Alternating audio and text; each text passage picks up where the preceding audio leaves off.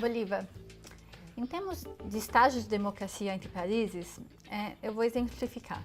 A Noruega é um país muito mais democrático que o Brasil. O Brasil, por sua vez, é um país muito mais democrático que a Venezuela. Pois não.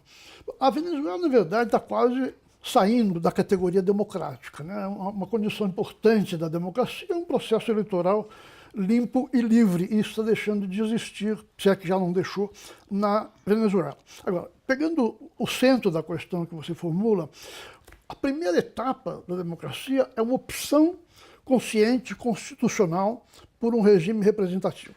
A democracia não nasce que nem planta, não é um processo natural.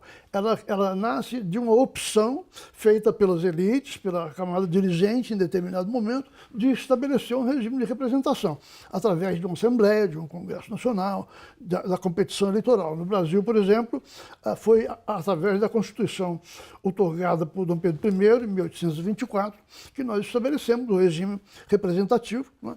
Imediatamente se estabeleceu o Congresso Nacional e o Poder Judiciário. A partir daí, então, surge um segundo problema, que é o seguinte: no início das democracias, se você imagina a população de um país como uma pirâmide, os atores reais do processo político são uma pequena camada, é o ápice da pirâmide. E esse ápice não é uma amostra representativa de toda a pirâmide. Então é preciso que haja uma dilatação dessa pirâmide, uma dilatação da arena política, como eu chamaria. Isso se dá basicamente de três maneiras: pelo aumento do eleitorado, pelo crescimento, um número cada vez maior de pessoas se habilita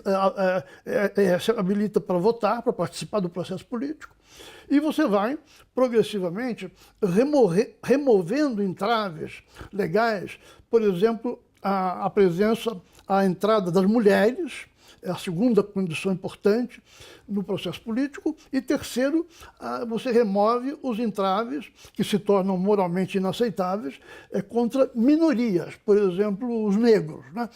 Ou outras minorias, dependendo do país. Mas os negros são minorias ou maiorias? Não, em sociologia chama-se minoria não necessariamente o número, né? As mulheres no Brasil, por exemplo, são frequentemente chamadas de minorias, mas estatisticamente elas são a maioria. Existem mais mulheres do que homens no Brasil.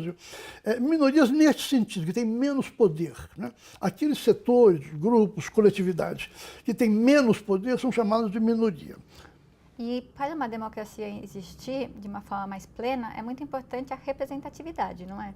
Sem dúvida alguma. A representatividade, quer dizer, através dos partidos, do Congresso, né? É preciso que aquilo corresponde, que essas forças, que essas instituições se comportem e produzam as políticas de governo em consonância com os desejos da população.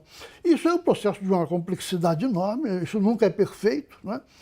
Nem é possível os cidadãos diretamente fazerem as políticas públicas, nem é possível os governos ignorarem por completo os anseios, as demandas da sociedade. Na democracia existe um jogo entre essas forças, né? E é um jogo dinâmico, ele está presente o tempo todo, né? Mas a democracia está me parecendo uma poliarquia dessa forma. Eu acho que isso é corretíssimo, né?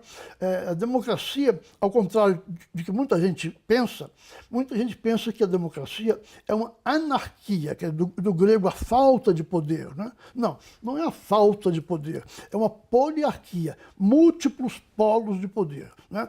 No momento da eleição, todos os cidadãos habilitados comparecem às urnas. Então você tem a presença do país inteiro no ato político de renovar a democracia.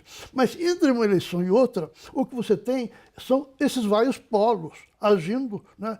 Pressões e contrapressões que vão chegando aos órgãos legislativos, e dali, então, a resultante de tudo isso são as políticas de governo adequadas a essa competição democrática, né? Então, você pode dizer que além do voto e das outras condições, a democracia é um sistema de pressões competitivas. vários polos de poder pressionam um contra o outro o tempo todo, e os governantes são obrigados a governar atentos a essa complexidade e a essa competitividade que é constante.